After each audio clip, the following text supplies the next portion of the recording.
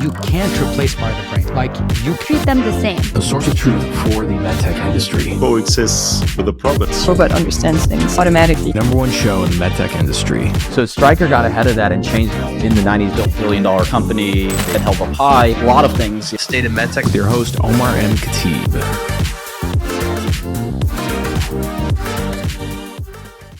Hey everybody, welcome back to the show. One of my favorite parts of the show is when I get to interview peers who, started off as reps, but then had that entrepreneurial itch and decided to leverage it in a different way. One of them that is Sam Mahmood, who started off as a med rep, launched his own medical distributorship, built, started, making his own products, and now he's raised millions of dollars as a PE fund to acquire paving businesses. Today's guest, similar but in a different realm, stay within the medtech area. So that's Jason Scherer, who's the CEO of VitaTek. Jason, so good to have you on the show. How are you doing? Good, man. Thanks, Omar. Super appreciate you. And thanks for having me on your podcast. It's super cool. Thank you. Oh, totally, man. Totally. Well, we get a lot of requests to come on the show. And so oftentimes, like when I screen somebody, I'm always looking for like an interesting story. And I always tell people, like, if you are interesting, you have an interesting story, like I will find you somehow. And so I found you, or your team found me, and it worked out for all the better. But yeah, for the audience just listening, like, why don't we dive in real quick, just give a little bit of background on yourself and like, where'd you grow up and stuff, and how did you get into this industry? And we'll kind of get into your, sort of acquisition of VitaTek and what VitaTek does. Absolutely. Yeah. Thanks for the opportunity. Yeah. So to give you like a little background about myself, I grew up super poor. Grew up the oldest of five. I have 3 brothers and a sister. We grew up in a 1,500 square foot house. My dad was a police officer in our hometown, and my mom worked for the state. And so it's just really humble beginnings. I mean, I remember caddying at the yacht club just to make sure I could afford my hockey skates. And I was fairly good at sports. I went to Gustavus and paid my entire way through college. Came out with about $100,000 in debt, and I graduated a little early, about a semester early, and then tried to be a ski bum in Colorado. Nice. And failed horribly. Yeah. Yeah, it's a little bit more expensive than what you dream of it, right? Yeah. So, from that point on, like, how exactly did you end up in our space? Yeah, so I was working for Abercrombie and Fitch as a store manager, and in Colorado, and then I was working for the United Airlines as like a baggage, and I knew that's not what I wanted to do, so I ended up going to a cocktail hour with a bunch of other a connection, and I get to meet these guys, and they're rolling up with their Mercedes and G-Wagons, and I'm like, I want to do what you guys do. What do you guys do? And they're like, we're in med device. And I was like, how do I get in? And they're like, yeah, it's impossible. You just can't get in. And I was like, well, like, help me. Long story short, I was trying for a job for like a year and a half. No one would hire me. I was going all over the place, like Flint, Michigan. I was going to Georgia. I was going to North Carolina. I went to like somewhere in Utah to interview. I was just trying to get any job that I possibly could in the med device space. And finally, this guy out of Arizona, Steve Sullivan, was like, hey, I have a job. I'm going to pay you nothing, but you can be an independent rep in medical device space in Arizona. And I was like, fine, done. So I went to do that.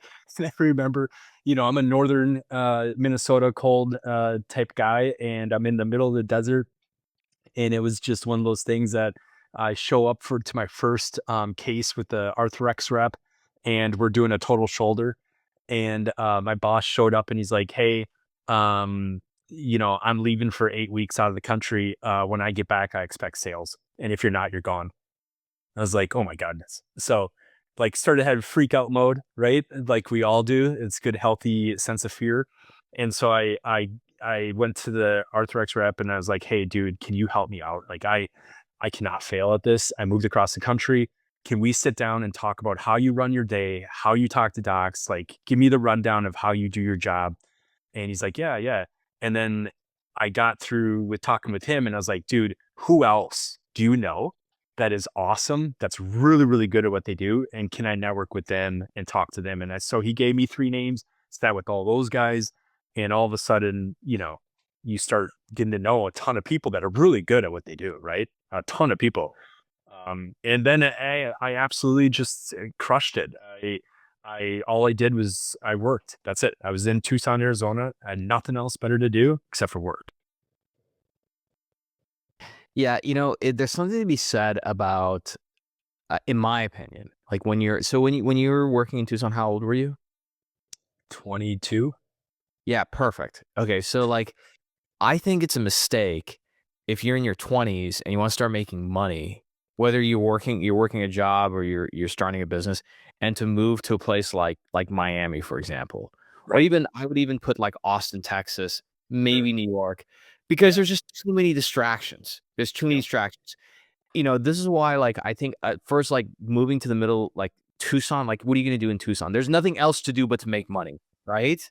You know, Right. and the other reason was like the other one I tell people is like if you're like interested in tech or entrepreneurship, like move to San Francisco because there's nothing to do. There's a reason why that city, like, you know, the Bay Area pumps out so many companies because all everybody does is just work. And if you haven't been there, like, sorry, but like not a whole lot of attractive people, doesn't have like a pop and club scene, in my opinion.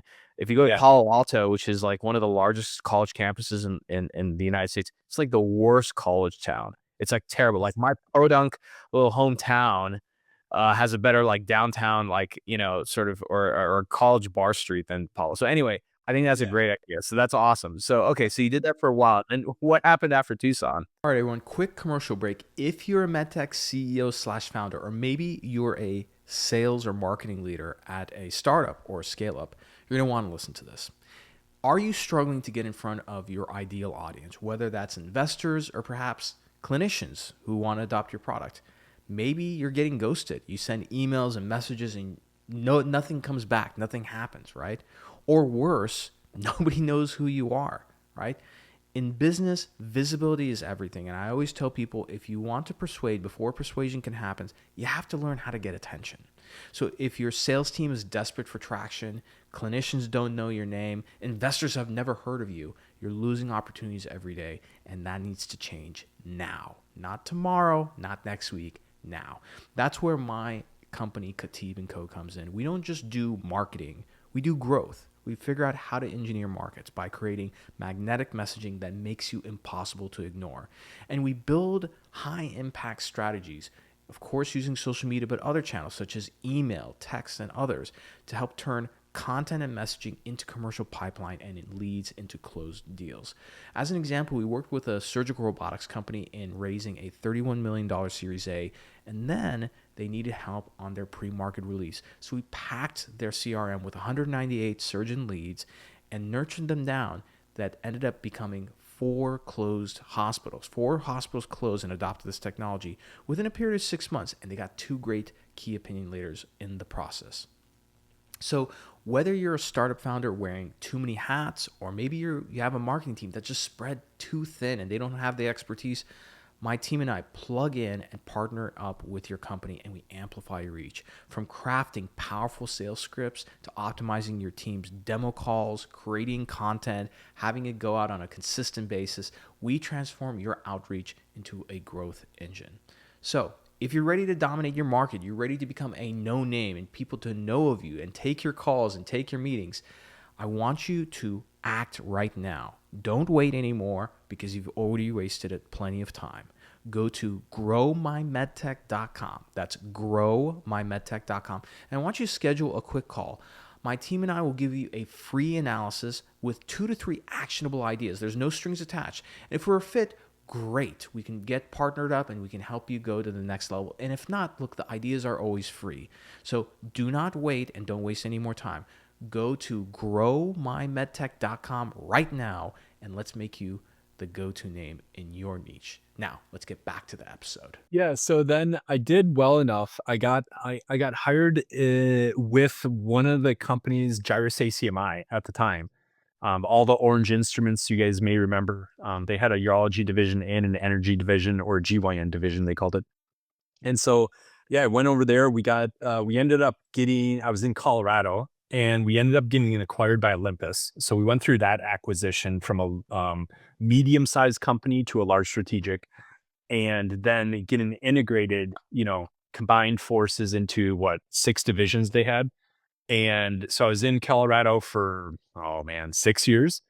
And then Luke Calcraft, the CEO of Olympus at the time, he asked, if there's anyone that wants to go to the East Coast and take over more divisions, and it can be like a pet project, right? We're going to see if this person, this part of the country, that if this person can survive with 3, 4, 5, 6 divisions, right? And if you can, maybe we'll roll that out to the rest of the country.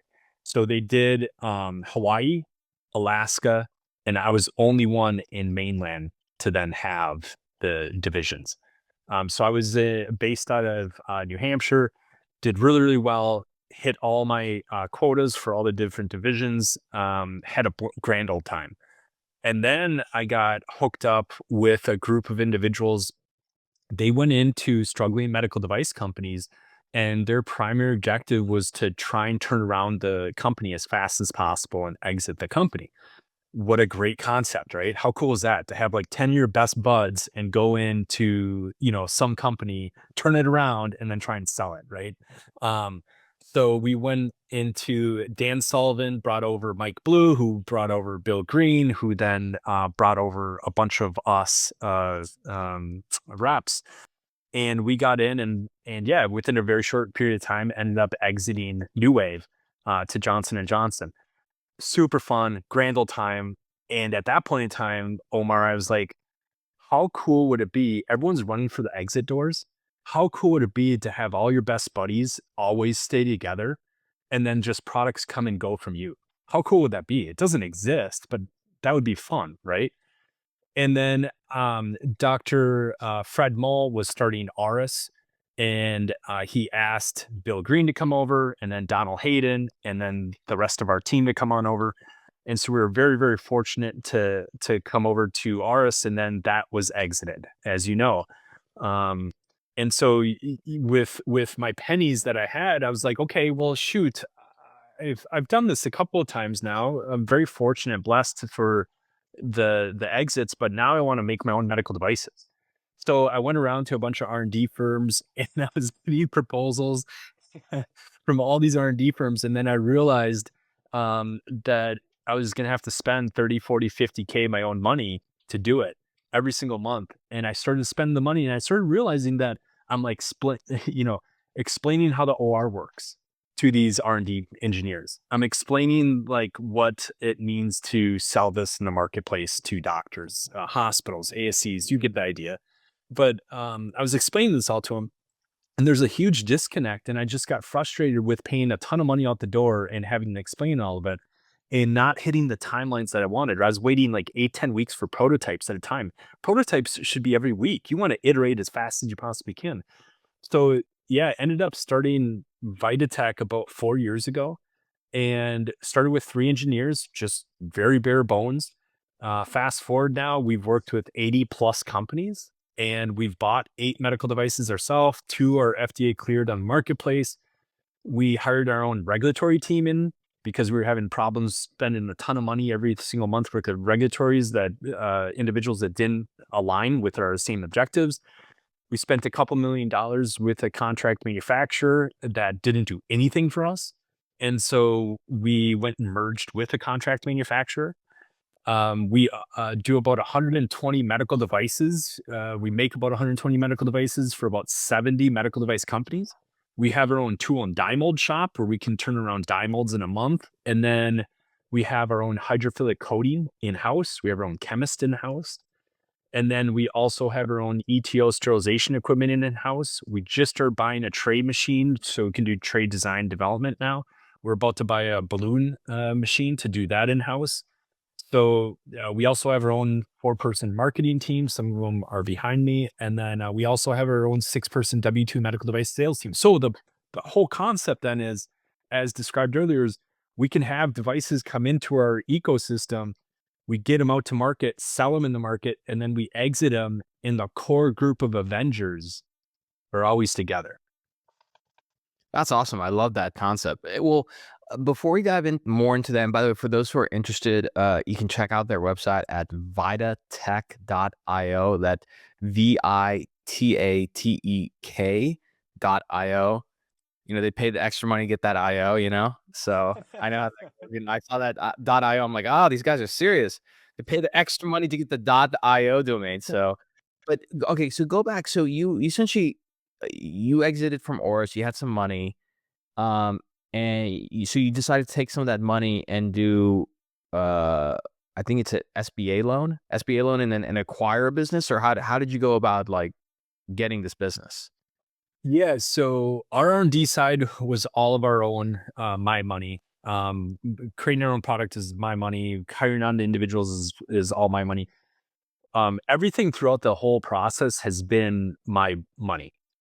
Everything has been. I was very fortunate. As a rep, Acquired kind of an existing business and built on top of that. You didn't just start from scratch. Is what I was getting at. yeah, the manufacturing shop and the die molding tool shop, we bought that business. So that business has been around for 25 some years. But everything else, we built ourselves. Yeah. Got it. And so your whole thesis here was essentially is assemble like a team of really great people, which I think when you think about it, coming up with a great product is definitely hard, but just as hard, and maybe sometimes even harder, is assembling the right team. So if you can kind of keep the same team together, then you can often take like sort of average products and make them like blockbusters, right? I would say that's correct. I mean, you can make a product that just has an additional one feature benefit. Whatever that one additional feature benefit is, you can make that, you could sell it successfully in the marketplace. And like you said, you could do really well. So when you started VitaTek, how long has VitaTek been around for? We've been around for about 4 years. Since you acquired the business. Yeah, so we started we acquired the manufacturing shop about a year and a half ago. Okay. Got it. So what were sort of the main pieces that you needed to start putting this together? So you acquired the manufacturing shop, then like, what did you decide to add? Because again, this is, what you're assembling is kind of a complex business, right? So like, how did you go about figuring out what parts to add? And again, like, you're like me, or you're a sales guy or a commercial guy. So like, there's a lot of like, actually, unlike me, so like for me being in marketing, at least I was in-house, I was interacting with a lot of these departments. You were out in the field. So like, how did you shorten that learning curve? Like, what did you do to kind of get up to speed so that you knew you were making the right decisions? Yeah, great question. So I have some talented, people on my team. Like I have an R&D president. My president of R&D has been doing this R&D for medical devices development for 25 years, and he worked with all the big guys. So a lot of it is each individual Avenger that we've had for each division, the marketing department, tool and die mold shop, sterilization, regulatory, you get the idea. Each Avenger has helped guide us to the next thing that we need to get, right? Because you can think of it. The manufacturing shop comes to me, Omar, and they're like, hey, guess what? We have 5 clients that are doing laser etching, and we're spending $15 per unit for laser etching. Hey, we can go and spend $100K and bring in laser etching in-house. Fantastic. Great. You do the math of what it's going to take to get an ROI back.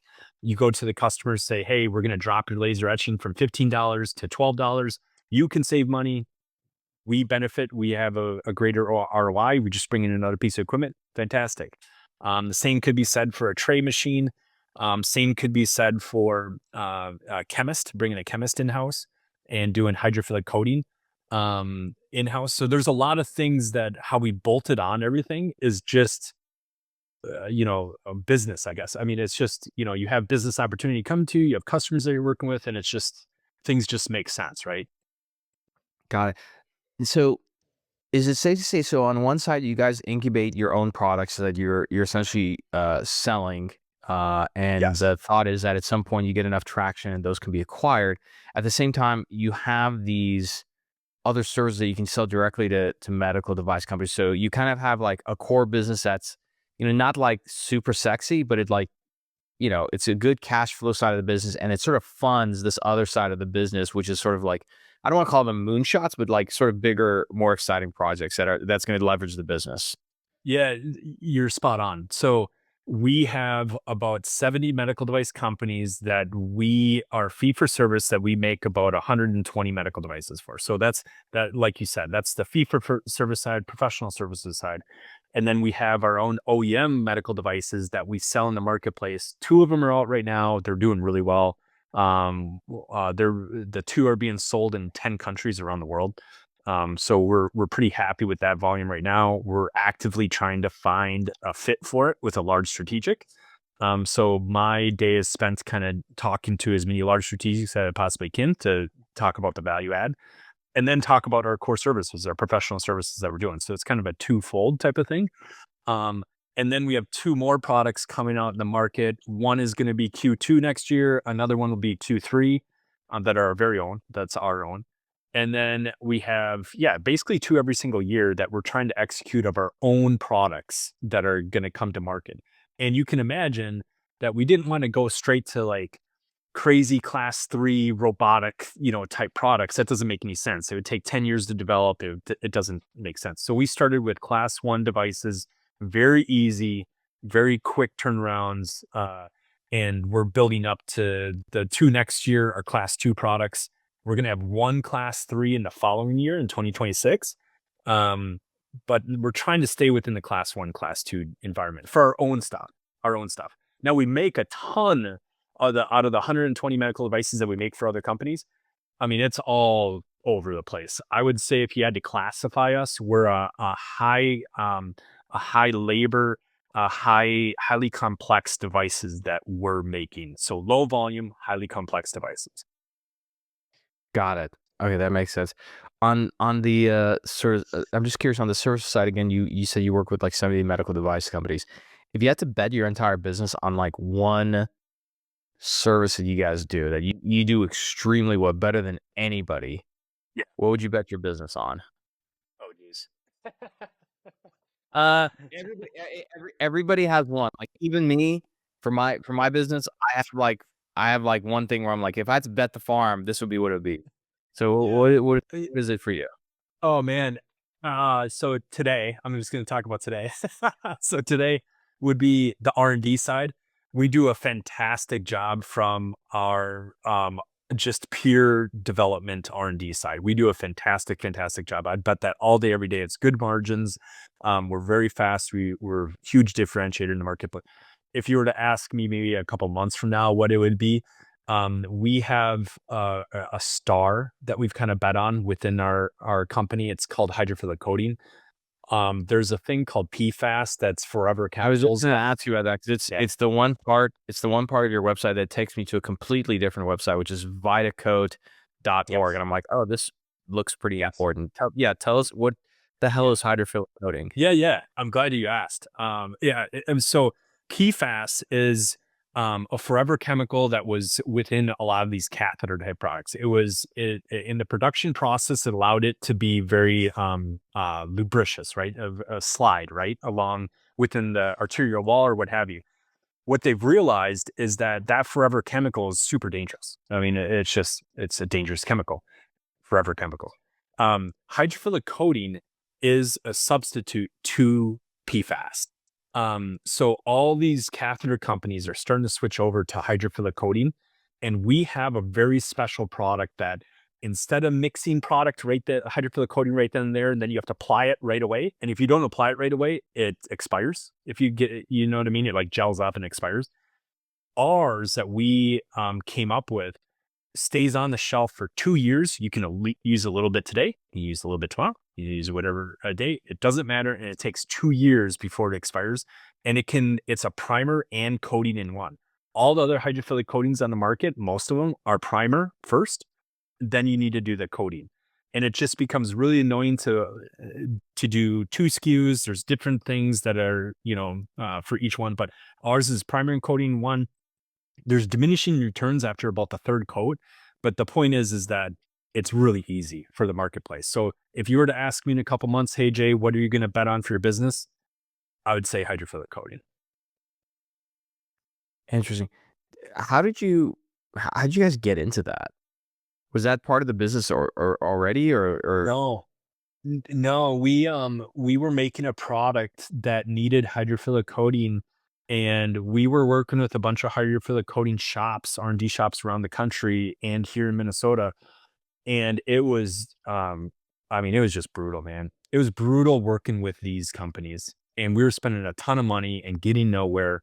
And so I got so frustrated. I went to an old chemist at a very large company that had retired. And I was like, I need hydrophilic coating. Please make it for me. And they went, and within 48 hours, they made me a hydrophilic coating that, honestly, it's like 4 components that are food grade components that come off the shelf. They're already in the medical space in different forms. And you combine it together, mix it together, and it works perfectly. It's like literally perfect. I don't want to say we stumbled upon it, because this person knew exactly what they're doing. interesting?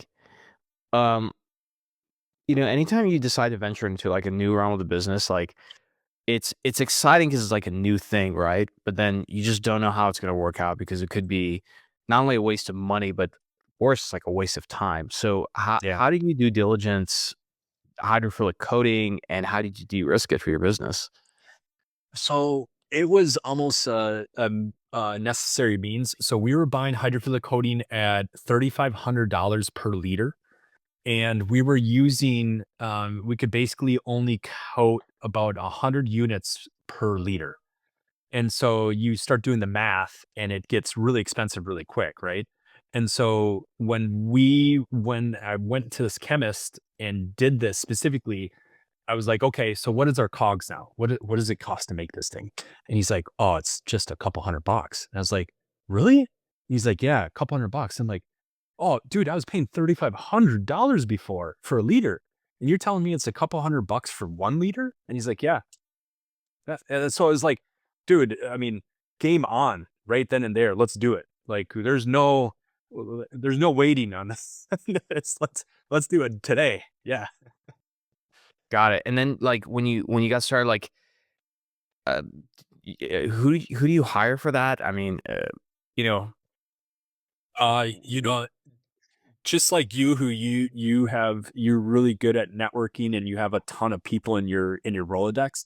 If you went around to all the people that you know, and you say, hey, does someone know about X, or someone know about Y, or someone know about Z? You could find someone super quick, especially with the reach that you have. It's the same thing. I just went into my network, and I just posted out there, and I was just trying to get anyone that would come and talk to me. And this person reached back out. you know, what I like about that is like in med device or in med tech, at least on the venture side, a lot of money is being raised around really complicated, difficult things. Like I'll give you an example, like robotics. Robotics. Right. I mean, like, okay, let's look at Oris. Oris exited for, after payouts and stuff, like 4 billion, something like that. Give or take a bill, you know. But Oris like raised, I think, close to like $800 or $900 million. Like, it costs a lot of money to take these things to market.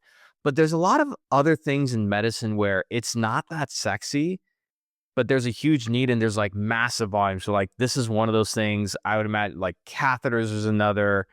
Band-aids. I'm sure there's all like, okay, I'll give you another great example. And there's a point that I'm getting to on this, like Stryker. So Stryker's had like a pretty meteoric rise in the last decade. I think we would all agree with that.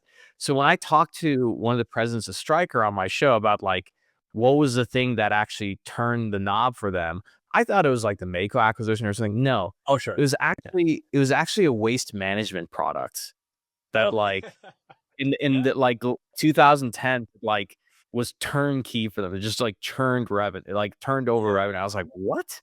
So like there's all kinds of things. Do you feel like when you think about VitaTek, I'm sure like you get excited when you work on like cool and sexy products and stuff, but do you feel like some of these more boring products are kind of the opportunity that a lot of people are not paying attention to? Oh man, you know how what is it like? Was it Lori Grenier on Shark Ninja or Shark Tank was like, hey, what was the biggest success that you had? And she was like, it was that Scrub Daddy, right? Oh, Was that Scrub is, yeah. yeah, They crushed like 250 mil. yeah. Like just Yeah. silly. I mean, but such a great product, right? Yeah, look, it's funny you mentioned that. Another product that just crushed it, like to date, they've done. Mhm. I think they're valued at 125 million, but they do like more than 50 mil a year. Tipsy Elves, Oh yeah, the company, yeah. the company that just makes like gag Yeah. Christmas sweaters. Yep. Like Right. that one. Yeah. I'll tell you what I wish I thought of, because I think Which it's it's just such a great idea for a product, and it has so many uses. Squatty Potty. Oh yeah. Crushed it. Yeah. But Yeah. just real quick before we depart, on Shark Tank, facts or trivia. Do you know what is the highest grossing revenue Shark Tank product of all time? It's not Scrub Daddy. Oh man, I heard. No, fill me in. Educate me. I don't know. The most successful one. I'm looking this up just to double check it. Yeah. Okay. It's Bombas. Bombas. What's that? What's it called? It's a sock company. Oh, So they've done okay. $1.3 billion in sales as of 2023. Yeah. Jeez. It's so they just, they make nice socks and then they donate a sock when you buy socks. So like nothing Sure. too innovative, Yeah. but like just crushed it, you know? Yeah. I mean, you think of those simple products that there is a lot of money to be had because there's a problem that they're solving, whatever that problem is. Yeah. Yeah. Well, what areas of like medtech do you feel are outdated and could use maybe some maybe innovation? I don't want to throw the word around like that, but like what are some like, so we talked about like catheters and coding, like what are some other areas that you see that could be done just a lot better? I think an area that I think could be, I don't know what you do, but like sterile processing, I feel like there's an opportunity to make a lot of money there. So because it's a huge cost center for hospitals. Sure. Sure. Yeah, the biggest thing, what I see the most right now, there's two different categories that I see the most right now. Um, and I think about the large guys that we're working with and ladies, but the biggest thing that I see right now is wearables is one. All different types of wearable electronics, whether it be for CAS events or military events or just in general, just consumer type products. So that's we see a lot of that. The other side is we see a lot of innovation in smaller catheter type products. And I don't know if you want to call it the endotherapy or endovascular type products, but we see a lot of innovation going in those type of things. Now, if you want to pare it back and be like, okay, well, hey, is there innovation in, laparoscopic instrument? Maybe, as you know, you've been in that world. I mean, it's kind of saturated, right? I mean, there's really not that much that you can do in the laparoscopic marketplace. For the robotics, I think there's a lot more that can be done. But again, as you know, you've been in space. I mean, it's saturated. There's a lot going into robotics. Is there something simple that's out there? What we see a lot of is like a lot of safety items. So there's safety items for, all the sharps that you can think of out in the marketplace. There's a lot more safety going into those type of items. So they're, like you said, they're really easy. They're simple items that provide one benefit and you can make some good money, right?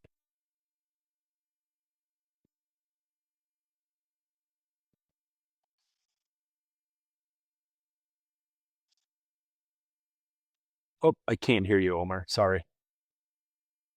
Oh, I always do that, man. I forget to unmute myself. No, I was saying, sitting where you're at, like you deal with the industry in a variety of different ways, and then seeing that there's like new administration coming in and everything, what do you think the next 4 years is going to kind of look like for our industry? Yeah. I think, from our perspective, what's going to happen a lot more is that you're going to need, and we see this right now, there's been an influx for like the past, month or so. A lot of manufacturing is moving back to the US. And so we're getting inquiries every day, multiple times a day for manufacturing quotes to bring stuff, high ticketed medical device items back, design transfers back to the US so they can start being made here. Because I think they're worried that much about tariffs. So I see that a lot for the next 4 years. So I'm seeing it myself. I mean, manufacturing is coming back to the US. What else do I see? I see right now, the EU kind of shot themselves in the foot with their regulatory body and how they approve medical devices. And so it's really, dude, really big time, right? Yeah. Yeah. So it's really hard. Yeah, it used to be a thing where it's like, hey, we raised some money. We're gonna go get our CE marking and some traction, do clinical trials and everything in Europe, and then get ready for the FDA. Now it's like they made it so difficult. Expenses like, forget it. Look, let's just go into the US then. Yeah.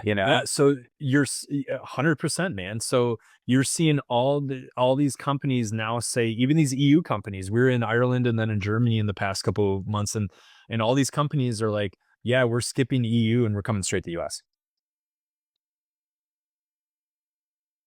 It's just how it is. I mean, that's how it's going to be. So as long as we don't mess up what we have and we keep to I think we have, what we hear more and more is, and we know this because we do it ourselves, but from a regulatory standpoint, it's really cut and dry and really defined of how you're going to bring a medical device to market in the US. It's known, what the costs are. It's just really, we have a good system. We do. Yeah, and I wonder if other than the US, there might be some other countries, or like Australia might be one, maybe India. I mean, outside of Europe, like what other countries do you feel like have an opportunity for med device companies to start doing some early clinical work and getting some traction? Yeah, so India used to be the go-to because it was all easy. We just did a huge proposal quote for a company that wants to go to India first for their manufacturing. So we did the whole A to Z proposal for them, including regulatory. And, India used to be really easy. They've really tightened up their regulations a lot more recently. Another one that's really good from our perspective, which is our, US is always our go-to, Canada's our second, and then our next is Dubai. So we do a lot of stuff in Dubai. And then I would say the fourth one would be Japan.